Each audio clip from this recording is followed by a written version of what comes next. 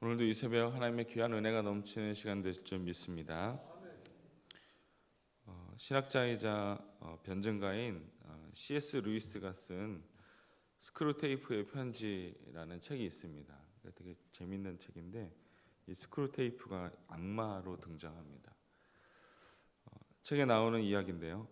어떤 영국 신사가 일주일에 한 번은 도서관에 가는 습관들이 있었습니다. 그래서 그날도 도서관에 가서 책을 보던 중에 종교 서적이 눈에 들어왔습니다.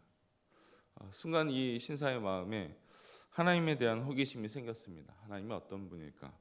그분이 나와 어떤 관계가 있을까? 그가 이런 생각을 할 때 그의 마음속에 사탄이 찾아와 이렇게 속삭입니다. 그런 골치 아픈 생각은 점심 먹고 하자. 점심시간인데 쓸데없는 생각하지 말고 밥이나 먹자. 조금 전까지 있었던 그 하나님에 대한 궁금증은 잠시 내려놓고 이 신사는 식당에 갔습니다. 점심을 먹는데 또 하나님에 대한 생각이 떠올랐습니다. 근데 또 그때 사탄이 이렇게 속삭입니다. 밥 먹을 때 그런 생각하면 소화 안 된다. 다 내려놓고 밥이나 먹자. 식사를 끝내고 하나님에 대한 생각에 깊이 잠기려는 그때 또 사탄이 방해합니다. 그런 생각은 한가할 때 하자. 오늘 집에 가서 할 일도 많은데 우선 집에 가고 다른 날 고민하자. 결국 이 신사는 하나님에 대한 생각을 전혀 하지 못했습니다. 사탄은 집으로 돌아가는 그 신사의 뒷모습을 보며 미소를 띄었답니다. 사탄의 전략은 이처럼 하나님에 대한 생각을 미루게 합니다. 머리가 아프다는 핑계로, 기분이 나쁘다는 핑계로, 또는 바쁘다는 핑계로 하나님을 가까이 하는 것을 뒤로 미루게 하죠. 바라기는 우리 명성제일교회 성도 여러분들은 이 사단의 공격을 잘 이겨나가시길 바랍니다. 오늘 바이블타임 본문은 에스라입니다. 바이블타임 열심히 하고 계시죠? 네. 오늘 에스라는 10장밖에 되지 않지만 아주 중요한 내용들을 담고 있습니다. 그러니까 북이스라엘과 남유다가 나눠진 이후에 남유다가 망하고 나서 포로로 끌려갑니다.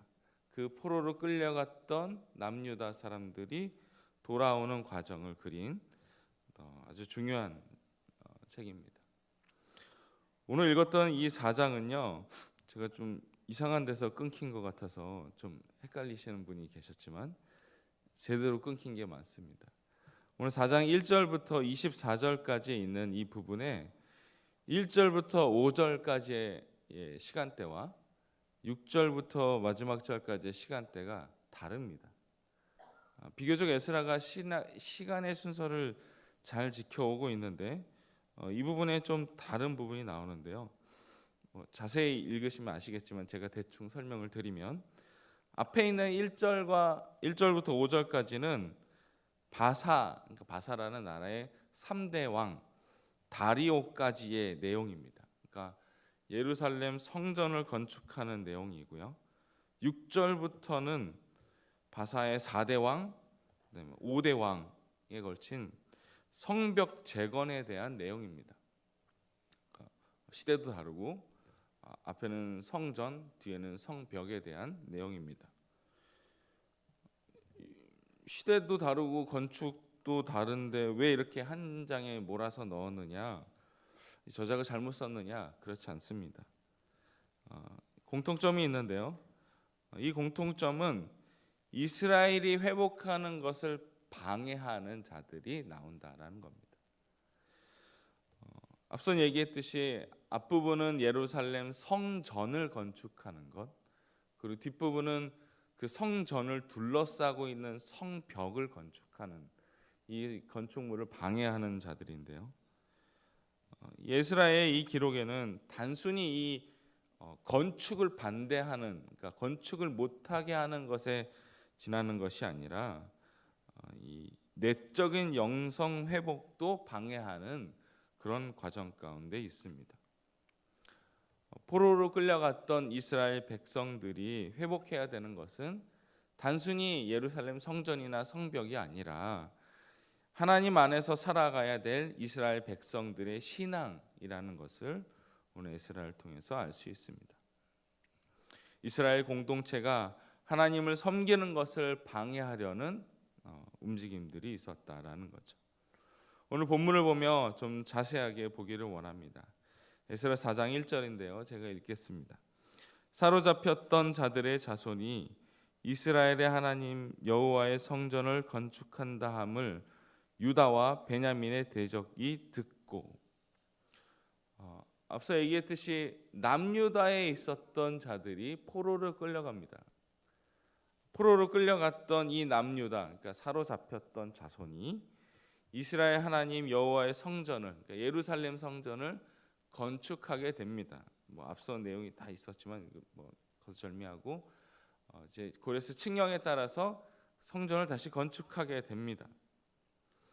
그런데 이 소식을 듣고 유다와 베냐민의 대적이 등장합니다. 여기서 유다와 베냐민의 대적은 사마리아인들입니다.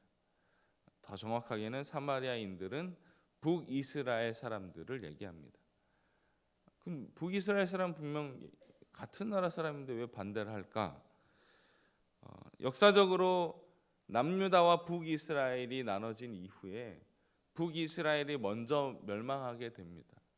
북이스라엘은 아수르로 인해서 망하게 되는데, 이 아수르가 이제 아수르의 사람들을 북이스라엘로 이주시키는 혼혈 정책을 펴게 됩니다.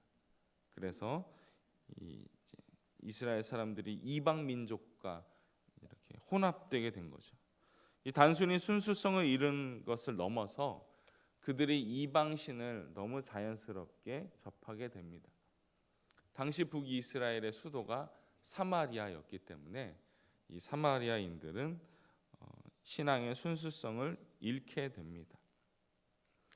그런 와중에 4장 2절입니다. 스룹바벨과 족장들에게 나와 이르되, 누가 나와요? 그 대적자들이요. 우리도 너희와 함께 건축하게 하라. 우리도 너희같이 너희 하나님을 찾노라. 아수르 왕 엘사라돈이 우리를 이리로 오게 한 날부터 우리가 하나님께 제사를 드리노라 하니.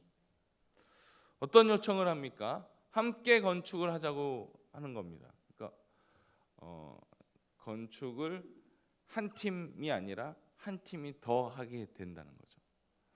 표면적으로 보면 되게 좋은 일입니다. 그러니까 이제 여러 가지가 있었겠죠, 건축을 하는데. 그런데 좀 이상한 부분이 나옵니다. 그러니까 여기 본문을 보니까 너희 하나님을 찾노라라는 거죠. 다른 번역을 보면 당신들의 하나님이라고 나옵니다. 그리고 그 뒷절에 보니까 엘사라돈이 우리를 이리로 오게 한 날. 좀 이상하죠. 북이스라엘은 원래 그쪽에 살아야 되는데 엘사라돈이 우리를 이리로 오게 한 날이라고 얘기하는 걸로 봤을 때는 이들은 순수한 유대인들이 아니고 북이스라엘 사람들이 아닙니다. 더 나아가 하나님에 대한 이 인식이 분명하지 못했습니다.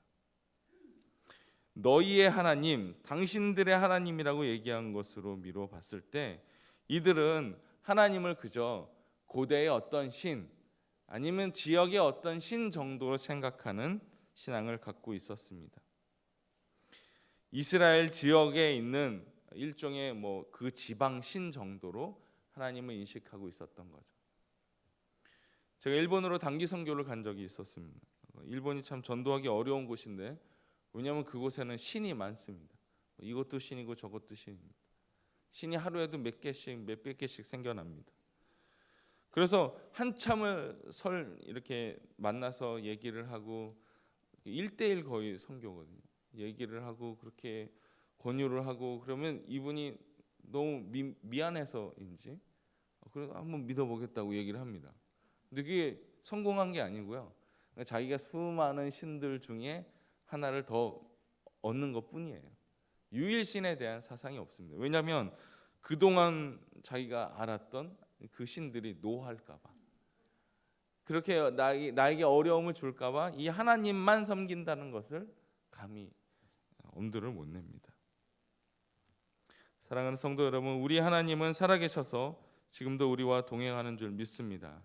세상의 어떤 신과 비교할 수 없습니다. 만왕의 왕이신 하나님을, 그 하나님만 경배하는 우리의 삶이 되기를 바랍니다. 자, 오늘 본문에 등장하는 이 유다와 베냐민의 대적들, 그러니까 사마리아인들은 단순히 혈통만이 혼합된 것이 아니라 하나님의 자녀됨을 잃어버렸습니다. 하나님 한 분이 우리를 이끄신다는 것을 잊고 살아가는 거죠. 계속해서 본문을 보겠습니다. 3절입니다. 스룹바벨과 예수아와 기타 이스라엘 족장들이 이르되 우리 하나님의 성전을 건축하는데 너희는 우리와 상관이 없느니라. 바사왕 고레스가 우리에게 명령하신 대로 우리가 이스라엘의 하나님 여호와를 위하여 홀로 건축하리라 하였더니 북이스라엘 사람들이 아니라 남유다 사람들, 그러니까 사로잡혀서 돌아왔던 사람들이 눈치를 챈 것 같습니다. 바사왕 고레스의 칙령을 핑계 삼아서 성전 재건에 동참할 수 없음을 이렇게 얘기를 합니다. 그들이 하나님을 제대로 섬기는 모습을 보지 못했고, 또 이 일을 통해서 그들이 단순히 기득권을, 그러니까 이제 성전을 건축하면서 생기는 어떤 기득권을 취할 것을 못하게 하는 거죠. 그들이 그 기득권만 보고 참여했다라는 것을 알게 됩니다. 그랬더니 이제 이들이 본색을 드러냅니다. 4절 5절인데요. 우리 같이 한번 읽어보겠습니다. 시작. 이로부터 그 땅 백성이 유다 백성의 손을 약하게 하여 그 성 건축한 바사왕 고레스의 시대부터 바사왕 다리오가 즉위할 때까지 관리들에게 뇌물을 주어 그 계획을 막았으며. 다른 번역을 보니까 유다 백성의 길을 꺾어주고 겁을 주어라고 나옵니다. 기도 꺾고 겁을 주어서 성전 짓는 것을 방해합니다. 좀 전까지는 우리가 하나님을 섬겼고 너희가 하나님의 성전을 건축하는 것을 같이 하자라고 했던 사람들이 이렇게 못 짓게 하니까 태도를 확 바꾸는 거죠. 디모데후서 3장에 보면 말세에 있을 일들에 대해서 우리에게 경고하는 장면이 나옵니다. 디모데후서 3장 2절 사람들이 자기를 사랑하며 돈을 사랑하며 자랑하며 교만하며 비방하며 부모를 거역하며 감사하지 아니하며 거룩하지 아니하며. 사람들이 하나님을 섬기지도 않고 부모를 거역하고 감사하지도 않는 그런 행동들을 보인다는 거죠. 그들이 경건의 모양만 취할 뿐이지 그들 속에는 하나님을 신뢰하는 마음이 조금도 없었습니다. 그래서 오늘 에스라 4장의 대적들이 겉으로는 우리도 하나님을 찾았다라고 얘기하지만 누가 보아도 신앙인의 자세가 아니었던 거죠. 욕심만 가득 찼던 것입니다. 하나님은 안중이 없었고 이 대적들은 예루살렘 성전 건축으로 생길 세상의 것들만 관심 갖고 있었던 겁니다. 그렇기 때문에 우리가 늘 깨어서 분별해야 될 줄 믿습니다. 우리가 하나님 안에서 믿음을 잘 지켜나갈 때 이와 같은 방해자들이 생겨납니다. 의도치 않지만 또 그런 방해자들을 만났을 때 우리가 어떻게 살아야 되느냐, 하나님 안에서 경건하고 이 속임수를 능히 이겨내야 될 줄 믿습니다. 베드로전서 5장 8절에 보면 이렇게 말합니다. 근신하라 깨어라 너희 대적 마귀가 우는 사자같이 두루다니며 삼킬 자를 찾나니. 우리가 정신을 바짝 차리고 살아야 됩니다. 원수 마귀가 우리를 노리고 있습니다. 오늘 앞선 예화에 있는 것처럼 사탄은 우리가 하나님께 나아가는 것을 끊임없이 방해하고 못하게 합니다. 그것이 굉장히 노골적으로 반대할 수도 있겠지만 자연스럽게 반대하는 경우도 있습니다. 오늘 이 새벽 하나님을 찾을 때 하나님이 우리 가운데 있는 욕심을 제거해 주실 줄 믿습니다. 우리를 대적하는 이 악한 무리 앞에서 쓰러지거나 타협하지 않는 우리의 모습이 되기를 바랍니다. 만군의 주 여호와 하나님께서 우리를 지켜주실 줄 믿습니다. 기도하겠습니다. 사랑과 은혜가 풍성하신 하나님, 세상에서 하루하루 살아가는 것이 쉽지 않은 시대에 살고 있습니다. 유혹이 많고 우리를 넘어뜨리려는 세력이 있습니다. 늘 깨어 기도하게 하여 주시고 우리를 바른 길로 인도하여 주옵소서. 하나님의 백성으로서 하나님만을 섬기며 살아가게 하여 주옵소서. 망령되고 허탄한 신화를 버리고 오직 경건에 이르는 우리 모든 자들 되게 하여 주옵소서. 예수님의 이름으로 기도드립니다. 아멘.